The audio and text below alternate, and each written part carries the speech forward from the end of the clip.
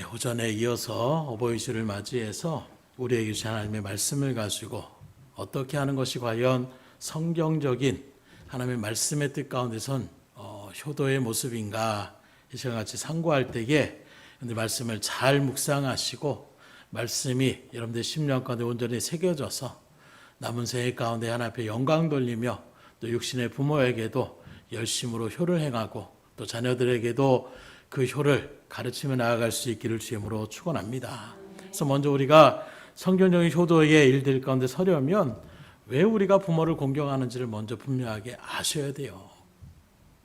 그래서 억지로 우리 김 집사님 말한 것처럼 억지로 그렇게 갔지만 돌아보면 그것이 다 나에게 또한 주는 유익이 있는 것이고 부모의 뜻이 있는 것을 알 때에 그 의미가 크게 더 와닿는 것처럼 먼저 우리가 하나님 앞에 육신의 부모를 효도하는 것, 왜 우리는 육신의 부모에게 효를 행해야 되느냐, 하나님만 잘 섬기면 되는 거 아니냐 이렇게 생각할 수가 있는데 왜 우리가 부모를 공경해야 되느냐, 하나님 말씀인 성경은 몇 가지로 그것을 우리에게 제시하고 있는데 첫째는 부모 공경은 하나님이 세우신 천륜이기 때문이라는 거예요.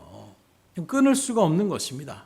그래서 오늘 봉독한 말씀 1절로 2절의 말씀을 다시 보아도 자녀들아 주 안에서 너희 부모에게 순종하라 이것이 옳으니라 내 아버지 어머니를 공경하라 이것은 약속에 있는 첫 계명이다. 여기 보니까 왜 우리가 부모에게 순종하고 공경해야 됩니까? 이것이 옳다라는 거예요.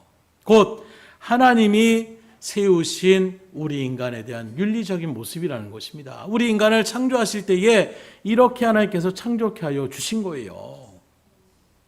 하나님이 세우신, 하나님이 정하신 윤리이기 때문에 우리는 육신의 부모를 공경하고 육신의 부모에게 순종할 수가 있어야 되는 것입니다. 그래서 피조물인 우리 인간에게 하나님께서는 누구나가 다 자녀를 사랑하고 아끼는 모성애라는 것을 주셨어요. 그리고 생육하고 번성하여 복을 누리게 하나님께서 축복을 선언케 하여 주셨습니다. 그리고 그와 동시에 하나님은 자녀를, 부모님을 사랑하고 공경하고 섬기는 존재로 그렇게 지으셨다라는 거예요. 바로 이것이 하나님께서 우리 인간 세상을 창조하신 그 윤리의 목적 가운데에 들어있다라는 것입니다. 그렇기 때문에 우리가 육신의 부모를 공경하는 것은 옳은 것이고 거기에 더 나아가서 하나님의 약속까지 우리에게 하시면서 이것을 반드시 지켜 행하라는 것을 강조하고 명령하시는 것입니다. 오늘 본문의 말씀만 아니라 성경 말씀 여러 곳에서 내 부모를 공경하라 이렇게 명령하고 있어요. 여기서 중요한 것이 권면이 아닙니다. 부탁이 아니에요. 참고사항이 아니라 명령입니다. 명령은 무엇입니까? 무조건 지켜 행하라는 거예요. 반드시 지켜 행하라는 것입니다. 요럴 땐 지킬만 하고 요럴 땐 안 지켜, 이게 아니라 명령은 내 생각이 아니더라도 그렇게 하고 싶지 않더라도 그대로 나아가는 것이 명령이라는 거예요. 그래서 가끔씩 나라에서 권고로 이렇게 나간다. 그 말은 지켜도 그만 안 지켜도 그만이라는 단어를 쓸 때 그런 단어를 쓰더라고요. 반드시 지켜야 되는 것은 법으로 시행한다라고 이렇게 딱 못을 바꿔놓으면 거기에 벌금을 내든가 아니면 어떤 법적인 제재를 받지만 권고사항이다. 이 말은 지키면 좋은 거고 안 지켜도 할 수 없는 것이고 이렇게 애매모호한 단어를 만들어서 많은 또 일들 가운데서 필요 없는 지키지도 못할 이런저런 일들을 나타내는 것이 많이 있는데 오늘 이 말씀 부모를 순종하고 공경하라는 것은 권고가 아닙니다. 권면이 아니라 명령이에요. 그러기에 반드시 부모에게 공경하시고 순종할 수 있기를 주임으로 축원합니다. 두 번째로 왜 우리가 부모를 공경해야 되느냐? 부모 공경은 우리의 복과 저주를 갈라지게 하는 가름대 역할을 감당하기 때문이라는 거예요. 오늘 보면 3절에 보니까 이로써 내가 잘되고 땅에서 창수하리라. 이로써라는 말은 부모를 공경함으로써 땅에서 잘되고 창수하겠다고 말씀하고 있는 거예요. 그러면 이렇게 하나님께서 순종했을 때 나타나는, 효를 행했을 때 나타나는 복이 있다라면 그 반대적인 것들도 하나님 분명히 기록하고 있는 것입니다. 다시 말하면 효를 행하지 않고 하나님의 명령에도 불분하고 그 명령의 말씀을 불순종하는 불효자는 그 모든 삶의 일들 속에서 실질적으로 수많은 성경의 기록에서 고통의 자리, 비참한 최후를 갖는 것을 우리에게 분명히 기록하고 있습니다. 단적인 예로 잠언서 30장 17절로 이 제사에 바라보게 되면 뭐라고 강령하느냐? 아비를 조롱하며 어미 순종하기를 싫어하는 자의 눈은 골짜기에 까마귀에게 쫄기고 독수리 새끼에게 먹히리라. 아주 너무나도 그냥 오늘날 이 얘기를 들으면 이 말 그대로 지나간다면 몰골이 송영할 정도의 그 정도의 강력한 말씀을 전하고 있어요. 까마귀에게 눈을 쪼인다. 새가 막 와서 가끔씩 뭐 그런 어떤 영화들을 바라보면 영화 중 요새 막 새가 날아와서 사람의 눈을 갖다가 그렇게 쪼는 모습을 바라보세요. 얼마나 참혹합니까? 독수리가 쪼아서 그 일들 가운데서 독수리 새끼에게 먹힌다. 갈기갈기 찢겨서 그렇게 비참한 최후를 맞이한다는 것을 말씀하고 있어요. 그런 일들 가운데 실례로 사무엘상 2장 34절에 바라보게 되면 내 두 아들 홈리와 비나스가 한날에 죽으리니 그들이 당한 그 일이 내게 표징이 되리라. 여기 홈리와 비나스는 누구냐? 마지막 어찌 보면 하나님의 일들 가운데 사무엘 선지자가 세우기 이전에 엘리 제사장의 두 아들들이었어요. 근데 이 두 아들들이 성전에서 맡겨진 어떤 레위인 또 제사장의 어떤 임무 가운데서 하나님의 일들을 감당해 나갔던 것이 아니라 거기에 들어오는 헛물들을 중간에 가로채고 심지어 여인들을 갖다가 겁탈하며 나아가는 이런 말도 안 되는 일을 행하며 나가는 거예요. 그 소식을 엘리 제사장 아버지가 듣습니다. 그래서 아버지가 아들들아 그렇게 하지 말아라 하고 이야기를 했어요. 강력하게 얘기는 하지 않았지만 어쨌든 그렇게 하는 건 하나님 앞에 잘못된 것이기 때문에 하지 말라라고 분명하게 교훈을 줬습니다. 그러나 늙은 아버지의 말을 들을 생각을 않는 거예요. 자기들 멋대로 그렇게 행하며 나가는 그 부모의 권고를 무시하며 나갔던 그 일들 가운데서 어떻게 됩니까? 결국에는 한날 한시에 죽음을 당한다라는 이 하나님의 예언의 말씀이 선포되어지고 실질적으로 그들이 법궤를 가지고 나아가는 그 일들 속에서 그 블레스군에게 한날 한시에 그렇게 죽음을 당하게 되는 이 말씀의 예언이 그대로 성취되는 모습을 성경 우리에게 기록하고 있는 것입니다. 또 신명기 27장 10절에 보면 그의 부모를 경홀히 여기는 자는 저주를 받을 것이라 할 것이요 모든 백성은 아멘 할지니라. 우리가 특별히 아멘이라는 뜻이 무엇입니까? 그렇게 되길 원합니다. 이런 의미를 나타내고 있어요. 그래서 여러분들 축복 받으세요. 아멘 합니다. 그런데 여러분들 저주합니다. 아멘. 저주 받기를 원합니다. 어떻게 이렇게 우리가 대답할 수가 있겠어요? 그런데 하나님 뭐라고 하느냐? 부모에게 경홀히 여기는 자에게는 이런 저주가 있다라고 했을 때에 대답을 강요하시는 거예요. 만약에 그렇게 되면 우리가 저주받겠습니다 라고 선언케 하시는 강력하게 하나님께서 아멘 할지어다 이렇게 하나님께서 명령하시는 것입니다. 이만큼 하나님은 육신의 부모에게 효를 행하는 것이 우리 인간적인 삶 속에서 중요한 부분임을 증거하고 있는 거예요. 그래서 예수님의 말씀 가운데 바라보게 되면 보이는 부모에게도 제대로 하지 못하는데 어떻게 보이지 않는 하나님을 온전하게 섬길 수 있겠느냐. 말도 안 된다라는 거예요.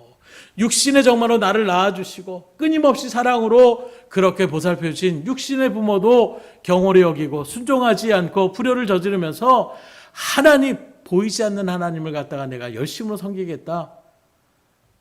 말도 안 되는 소리 하지 말라라고 강력하게 우리에게 증거하고 있는 것입니다. 세 번째로 왜 우리는 육신의 부모를 공경해야 되느냐? 공경받을 만한 자격이 있는 거예요. 오전에도 말씀드린 것처럼 우리는 이 땅에 그냥 갑자기 태어난 존재가 아니에요. 하나님 물론 우리 가운데 이 땅에 보내주셨지만 그 일들 속에서 우리가 생물학적인 이야기로 아는 것처럼 부모의 그런 여러 가지 일들을 통하여 이 땅에 태어났다라고 이야기할 수가 있는 것입니다. 그리고 그 무엇보다 그 이전에 하나님께서 우리들에게 부모를 지정해 주신 분이 하나님이기 때문에 자식은 부모의 자격이 있느니 없느니 따질 수 있는 존재가 아니라는 거예요. 오늘 본문에도 바라보십시오. 자격이 있는 부모를 공경하라 이렇게 말씀하고 있지 않습니다. 잘 해주는 부모에게 공경하라 말씀하고 있지 않아요. 내 아버지의 어머니를 공경하라. 특별히 남의 부모님 공경하는 것도 좋습니다. 그러나 먼저는 우선순위는 내 부모님, 내 아버지 어머니를 먼저 공경하는 데부터 출발하라고 말씀하고 있는 거예요. 그래서 말씀드린 것처럼 부모는 그저 자식을 이 땅 가운데 낳아준 것만으로도 수고와 희생을 하셨다라고 말씀할 수가 있는 것입니다. 그분들이 바로 우리 생명의 통로가 되어 주셨기에 우리가 이 땅에 태어난 거예요. 그러니 부모가 내게 해준 것이 무엇이 있느냐? 이건 너무나도 불효막심한 일이에요. 부모가 있는 그 존재만으로도 나에게 최고의 사랑을 그렇게 베풀어 주신 그 은혜를 생각하며 감사할 수 있기를 주님으로 축원합니다. 우리의 삶의 모습을 바라보면 부모님은 자녀들을 전부로 생각할 때가 참 많이 있어요. 거의 자녀를 위해서 희생도 마다하지 않으며 나아가는 것이 하나님께서 일반적인 우리 가운데 주시는 부모의 어떤 심령이라는 것입니다. 그래서 최우선이 자녀예요. 그래서 특별히 그 일들 가운데서도 어머니라는 그 모성의 존재 가운데 바라보게 되면 자신이 뭘 이렇게 즐겨하는 것보다 자녀들을 먼저 생각하며 나가는 것이 부모의 모습입니다. 부성애도 이해 못지 않아요. 그런데 자녀들은 어떻습니까? 부모가 최우선이 아니에요. 나중입니다. 내 자녀가 먼저고 우리가 먼저고 그 다음에 부모를 생각하는 것이 우리의 모습이더라는 거예요. 문제는 무엇이냐? 부모님이 계속 기다려주시는 분이 아니라는 거예요. 때가 되면 부모님한테 이제 효도해야지, 다음에 해야지. 그러다가 먼저 그렇게 가는 일들 속에서 후에 막심하며 나아가는 이런 고백들을 참 많이 듣게 되는 거예요. 그러니 후회하지 마시고 살아계실 때에 잘 봉양할 수 있기를 주님으로 축원합니다. 그래서 효도는 지금 하셔야 돼요. 나중에 그렇게 미루다가는 효도하지 못하고 그냥 보낼 수가 있기 때문이라는 것입니다. 그렇다면 특별히 우리가 이렇게 효도를 해야 되는데 그럼 어떻게 하는 것이 성경적인 효도 방법이냐? 첫째로 성경적인 효도는 영적인 효도가 먼저 되어야 된다는 거예요. 다시 말하면 믿음 안에서 우리가 효도해야 된다는 거예요. 기독교의 효도는 세상의 효도, 그저 잘 봉양하고 이것을 뛰어넘습니다. 무엇이 틀리냐? 주 안에서의 효도라는 것을 우리에게 강조하고 있어요. 오늘 1절의 말씀을 잘 보십시오. 자녀들아, 주 안에서 너희 부모에게 순종하라. 그냥 자녀들아, 부모에게 순종하라가 아니라 앞에 주 안에서 이렇게 말씀하고 있습니다. 이 말은 주님의 가르침 안에서 효를 행하라고 우리에게 층과하고 있는 거예요. 그럼 주님 안에 거한다는 건 무엇입니까? 구원의 자리에 들어서는 것을 얘기하고 있는 것입니다.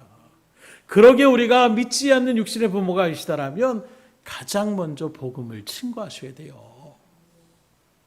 부모가 아무리 이 세상 가운데서 잘 여생을 누렸다고 한들 나중에 영원한 저 심판의 지옥불 가운데 떨어진다라면 그 모습을 바라볼 때에 얼마나 자녀된 모습에서 안타까울 수 있습니까? 그러기에 주 안에서 순종하며 나아가는 이 말씀 가운데서 먼저 믿지 않는 그 육신의 부모들 심판의 자리에 서기 전에 열심으로 기도하며 준비하고 성령의 은혜 가운데서 지혜를 간구하심으로 복음을 증가하며 나갈 수 있기를 주님으로 축원합니다. 그래서 영혼을 구원하는 것이 가장 중요한 거예요.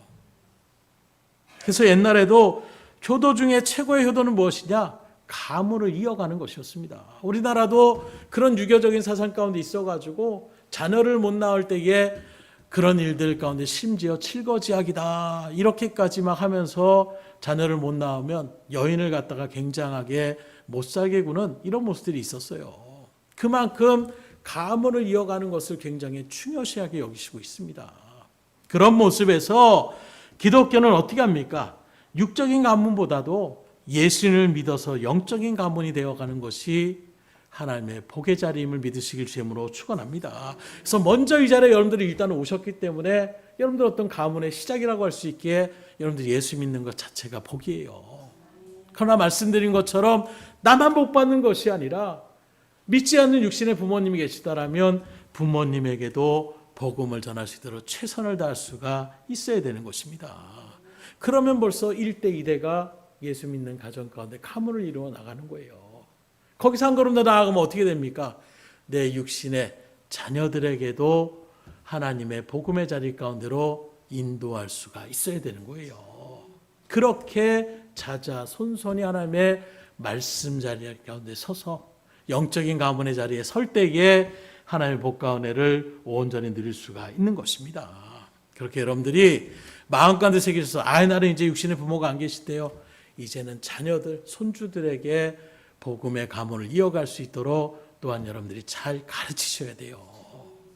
나이의 때에서 끝나는 것이 아니라 계속해서 이 세상에 육신의 부자도 3대를 가지 못한다 이런 말이 있잖아요. 망나니 같은 어떤 일들 가운데 서면 아무리 많은 그런 부유한 그런 재산들도 한순간에 날아갑니다. 믿음은 더더군다나 그래요. 그런데 믿음의 일들 가운데에 온전하게 믿음의 유업을 남겨놓지 않으면 여러분들의 때에 가문이 끊어진다라고 하면 얼마나 그 마음이 안타깝겠습니까? 그러니 영적인 가문을 이어갈 수 있기를 주님으로 축원합니다. 그래서 성경적인 두 번째 효도는 바로 무엇이냐? 부모를 존경해야 된다라는 거예요. 오늘 말씀에도 보면 내 부모를 순종하라 하셨는데 이것은 뭘 얘기하느냐? 이건 순종할 만하다 하는 것은 순종하고 이건 좀 아니다 하는 것은 순종하지 않는 이게 아니에요. 무조건적인 순종을 지금 이야기하고 있는 것입니다. 그래서 우리의 옛일에도 그런 얘기가 있잖아요. 그냥 갑자기 그 지붕 위에다 소를 갖다가 막 깽깽거리면서 온 가족이 막 올려나가는 이게 무슨 미련한 짓이냐 했을 때에 부모가 그렇게 하라고 했을 때 지켜나가는 그 모습으로 우리는 부모의 말씀에 순종함으로 이 일들을 진행합니다. 미련해 보여요. 딴 사람들 그건 이치에 맞지 않습니다. 그러나 그럼에도 불구하고 부모의 말에 순종하며 나가는 그 삶이 성경적인 효도임을 생각하시고 부모의 말씀에 순종하며 나갈 수 있기를 주님으로 축원합니다. 그래서 저도 이런 말씀들을 어렸을 때 또 말씀을 배우고 또 원로 목사님이 이런 일들 가운데 있어서 가끔 이렇게 가족끼리 온 가족 이렇게 어떤 일을 할 때에도 뭔가 하는 일들 가운데 원로 목사님이 그냥 내일은 이거 해 그러면 할 말은 많지만 다 그렇게 합시다 그러면서 그냥 순종하는 모습들을 그렇게 지나가며 나갈 때 결코요 또 그렇게 순종하면 그 일들이 결코 나쁜 길로 가지 않습니다. 그러니까 부모의 일들 가운데서 믿음의 자리에 서서 육신의 부모의 말씀에 순종하고, 그런데 우리 성도님들 이야기를 들어보면 다들 그렇게 부모님들에게 잘 하세요. 그렇게 잘 하기에 복을 누림을 감사할 수 있길 주님으로 축원합니다. 왜냐하면 오늘 말씀에도 바라보세요. 주는 나에게 그렇게 순종하는 것이 곧 뭐가 된다고 합니까? 이 땅에서 내가 잘 되고 장수한다라고 말씀하고 있어요. 그러니 그런 일들 가운데 우리가 순종하며 나아가는 것, 또 자녀들에게 순종을 가리키는 것 자체가 무엇을 말합니까? 자녀들이 복을 받는 거예요. 내가 부모에게 순종하는 것이 곧 그 복이 나에게 다시금 돌아오는 것입니다. 그러니 순종은 해도 되고 안 해도 되고 그만이 아니라 하나님의 명령의 말씀이니 해야 되는 것이고, 또 그렇게 명령이기 때문에 당연히 해야 되는데 그렇게 행함을 통하여 복까지 주시니 효를 행하실 수가 있어야 되겠어요? 안 해야 되겠어요? 효를 행할 수 있기를 주님으로 축원합니다. 반드시 나에게 그 복이 돌아오는 거예요. 그런데 이렇게 우리가 부모를 또 뭐라고 합니까? 공경하라고 했는데 공경은 바로 무엇이냐? 그냥 행함 정도가 아니라 정신적으로 마음으로 부모님 은혜에 깊이 감사하며 나가는 것, 이게 바로 공경인 거예요. 그래서 존경의 마음이 나타나는 것입니다. 그러려면 우리가 조심해야 될 것이 있어요. 왜 조심해야 되느냐? 무심코 우리가 불효를 저지르게 되는 모습들이 있다라는 거예요. 저도 있습니다. 다시 말씀을 준비해서 깨닫게 되는데, 왜 우리가 이런 일들 가운데 불효를 나타내게 되냐? 부모의 약점을 먼저는 말하지 말으셔야 돼요. 부모도 사람이기 때문에 약점이 있어요. 실수가 있습니다. 그렇다고 해서 그것을 자꾸 지적하고 비판하고 들춰내면 부모의 마음이 아이고 네가 내 약점을 알고 있구나. 아이고 얼마나 내가 그거 들을 때마다 기분이 좋은지, 이렇게 얘기하실 분 없을 거예요. 기분 나쁘고 언짢을 수밖에 없는 것입니다. 그러니 그 불효가 될 수밖에 없는 거예요. 오히려 자녀로서 부모의 그런 실수를 갖다가 덮어주며 나아가는 것이 크게 효예요. 그리고 실질적으로 성경 우리에게 그 모습을 나타냅니다. 뭡니까? 노아가 그 홍수의 사건을 마련하고 포도를 갖다가 작물을 하고 그걸 포도주를 만들어서 포도주를 먹고 술 취합니다. 술을 먹고 그냥 곱게 있으면 되는데 옷을 또 홀라당 벗고 이렇게 빨가벗어서 그렇게 드렁드렁 잠을 자고 있는 그 모습, 가관이 아닌 거예요. 그 모습을 함이 맨 처음에 보고선 어떻게 하느냐? 자기 형제들 셈과 야벳에게 와서 야 아버지 지금 술 취해가지고 뻘겋고 자고 있다 이러면서 막 뭐라고 이야기를 한 거예요. 이때 어떻게 합니까? 셈과 야벳이 옷을 갖다가 아버지 옷을 등에 이렇게 걸치고 뒷걸음질을 해서 그걸 안 보려고 그리고 나서 벌거벗은 아버지 몸 위에 옷을 갖다 그렇게 덮어드렸다는 것입니다. 그리고 이후에 노아가 깨어나서 이 된 일들을 바라보고 어떻게 됩니까? 함은 저주를 받게 돼요. 셈과 야벳은 축복을 받더라는 것입니다. 노아가 아이고 아버지로서 어떻게 그럴 수가 있어. 그러나 성경이 기록된 것은 그것이 노아의 어떤 모습이 아니라 부모된 모습을 자녀들이 어떻게 행하느냐에 따라서 축복과 저주가 있음을 우리에게 분명하게 알려주시는 거예요. 그래서 육신의 부모의 허물을 들춰내는 것이 아니라 허물을 오히려 덮어주고 잊을 수 있으면 잊어버릴 수 있기를 주님으로 축원합니다. 그래야 복을 받을 수가 있는 거예요. 두 번째로 부모님을 원망하지 말으셔야 돼요. 어떤 아이들은 막 아유 우리 부모 때문에 내가 아주 힘들어 죽겠어 이렇게 원망하시는 분들 또 실질적으로 자신들의 기대에 미치지 못할 뿐만이 아니라 빚더미에 그렇게 올라앉았을 때에 그 다음에 자녀들은 정말 힘들 수밖에 없는 거예요. 지칠 수밖에 없는 것입니다. 그럼에도 불구하고 부모를 원망해서는 안 됩니다. 왜냐하면 부모를 원망하는 것은 부모를 곧 조롱하는 것이고 부모를 무시하는 것과 동일하기 때문이라는 거예요. 그래서 하나님께서 바라보시죠. 이스라엘 백성들이 광야의 사나 앞에 원망 불평했을 때 어떻게 됩니까? 하나님이 진노하시잖아요. 그러니 부모에게 원망하지 않기를 주님으로 축원합니다. 세 번째는 부모를 속이지 말으셔야 돼요. 어떤 일에도 우리가 속이지 않는 것이 좋습니다. 야곱을 바라보십시오. 아버지를 속였습니다. 물론 어머니가 그렇게 하라고 해서 어머니의 말에 순종하는 차원에서 그렇게 할 수도 있었어요. 그러나 결국 그 대가들은 어떻게 됩니까? 그 자녀들이 받는 거예요. 오전에 우리가 상고한 것처럼 요셉이 죽었다라고 자기들의 시기로 종으로 팔아놓고선 아버지를 속입니다. 또 외삼촌 라반에게 속임을 당합니다. 계속해서 자기의 삶 가운데 이렇게 속임을 당하는 일들 가운데서 서게 되더라는 거예요. 결국에는 남을 속이면 자신에게도 그런 속였던 일들이 그대로 이 세상에서 그래도 인과응보라고 그렇게 얘기하는 이유가 거기에 있는 거예요. 그래서 어떤 분은 그렇게까지 얘기합니다. 부모님이 암에 걸리셨을지라도 부모에게 얘기를 해줘라. 괜찮다라고 얘기하지 말고 해줘라. 아유 그렇게 하면 더 충격받으시지 않을까. 그러면서 하실 말씀이 그 말씀 하시더라고요. 내가 이제 죽음을 준비하며 하나님 앞에 나아갈 수 있는 시간을 갖다가 드릴 수 있도록 그렇게 기도하면서 알려주라고 여기까지 얘기하는 거예요.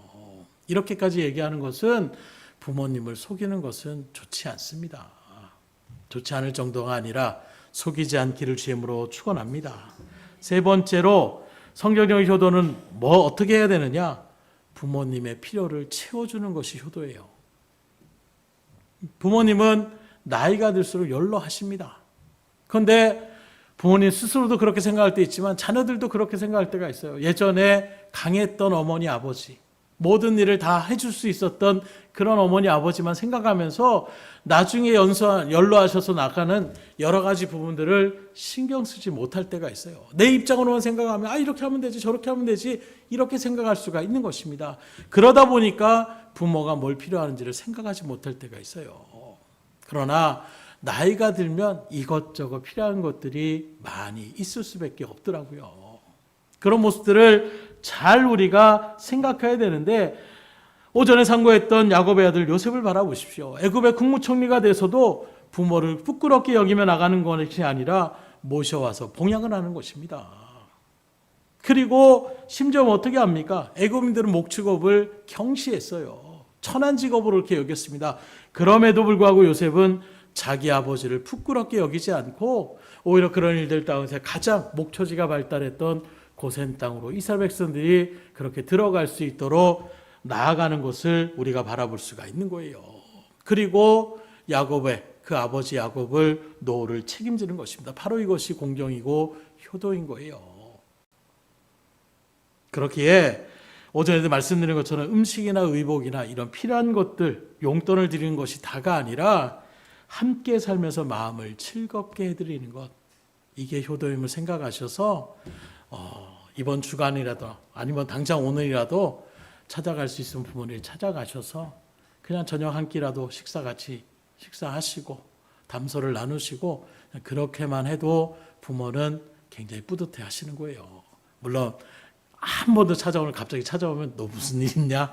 또 뭐 달라고 그러나? 이렇게 생각할 수도 있지만 정말로 여러분들이 순수한 마음으로 이제부터 제가 시시때때로 그렇게 찾아뵙겠습니다 하고 나간다라면 남은 여생 가운데 부모님들이 엄청나게 기뻐하시고 즐거워하실 거예요.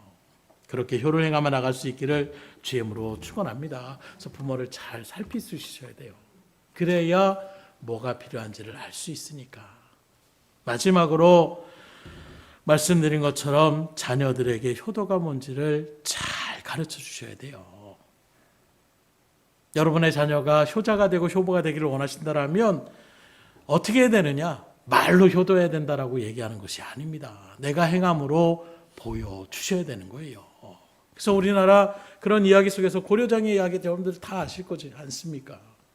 고려시대의 일들 가운데서 이제 연로한 부모님을 복양하기 힘드니까 먹고 살기 힘든 가운데 그냥 산속에다 그렇게 내다 부모를 버리는 이런 일들 가운데서 지게를 그렇게 지어가지고 부모님을 태우고 올라가서 그렇게 버리고 오는데 자기 아들이 뭐 하고 있어요? 지게를 또 만들고 있는 거예요.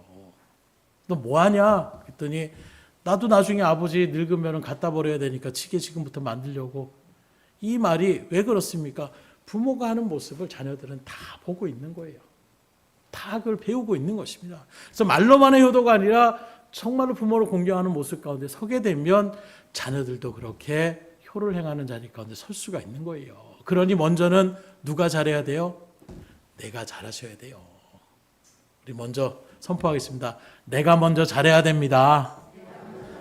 내가 잘하셔야 돼요. 그러면 자연히 자녀들도 그렇게 효를 행하는 자리 가운데 설 수가 있는 것입니다. 그래서 효를 가르치는 것은 말로만이 아니라 시청각 교육이 같이 있어야 되는 거예요. 내가 본을 보여야 되는 것입니다. 오늘 4절의 말씀이 바로 그것입니다. 또 아비들아 너희 자녀를 노엽게 하지 말고 오직 주의 교훈과 훈계로 양육하라. 여기 자녀들에게 화내게 하지 말라. 이 말의 의미는 무엇이 있겠습니까? 여러 가지가 있겠지만 부모가 올바로 살지 못할 때 자녀는 화를 낼 수밖에 없는 거예요. 그 중에 하나가 자녀들 보는 앞에서 부모를 제대로 공경하지 못하는 그런 모습을 얘기할 수가 있는 것입니다. 곧 자녀가 효도의 본을 보여야 되는데 내가 그렇지 못할 때에 자식들이 화가 나는 거예요. 그래서 오직 주의 교훈과 훈계로 본을 보이면서 양육하라. 그래야 자녀들이 온전하게 배울 수 있기 때문에, 그리고 나중에 그 복을 자녀들도 통일하게 되돌려 받을 수 있기 때문인 거예요. 왜요? 내가 부모에게 잘하면 나에게 복이 오는 것이고 그 복을 갖다가 누리는 것을 자녀들이 다 보고 배워서 자녀들이 또 나에게 그렇게 효를 행하면 그 복이 또 누구에게 갑니까? 자녀들에게 복이 가는 거예요. 그러니 효를 행하는 것이 부모에게도 정말로 기쁨을 드리는 것이고 자녀들에게도 복을 주는 것이니 어버이주를 맞이해서 여러분들의 마음 가운데서 부모에 대한 마음을 다시금 분명하게 새기시고 효를 아름답게 행하며 나갈 수 있기를 주임으로 축복합니다. 말씀을 드립니다. 효도는 오늘 말씀처럼 하나님의 복이 약속된 첫 계명이라고 우리에게 말씀하고 있어요. 무엇보다도 눈에 보이는 부모님을 공경하지 못하면서 보이지 않는 하나님을 공경한다. 하나님께서 인정하시지 않는 것입니다. 그러니 지금 부모님을 잘 섬기며 순종하며 공경할 수 있기를 주임으로 축복합니다. 그러면 머지않아서 그 효를 자녀들이 그대로 되물려 받게 되는 거예요. 효는 당연한 의무지만 하나님 말씀에 비추면 심은 대로 돌려받는 하나님의 법칙이 있습니다. 그게 약속 있는 첫 계명인 거예요. 그러니 효는 성경적인 진리의 말씀이요 하나님의 분명한 의지요 뜻이라고 얘기할 수가 있는 것입니다. 그래서 효는 행해도 되고 안 해도 되는 것, 이게 아니라 반드시 행해야 된다는 것을 오늘 말씀 가운데 새기셔서 바라고 원하기는 부모님에게 그렇게 효를 다하여 먼저 하나님께 영광을 돌리고 부모님께 기쁨을 드리고 여러분들에게는 하나님이 주시는 놀라운 복과 은혜를 충만히 받아 누릴 수 있는 은혜의 그런 삶이 될 수 있기를 주의 이름으로 축복합니다. 기도하겠습니다. 하나님 감사합니다. 어버이주를 맞이해서 또 이 시간에도 성경적인 하나님 앞에 효도하는 것이 마땅한 것이고 또 효를 행하는 일들 가운데 주시는 은혜가 무엇인지를 말씀을 통해서 우리가 같이 상고하였습니다.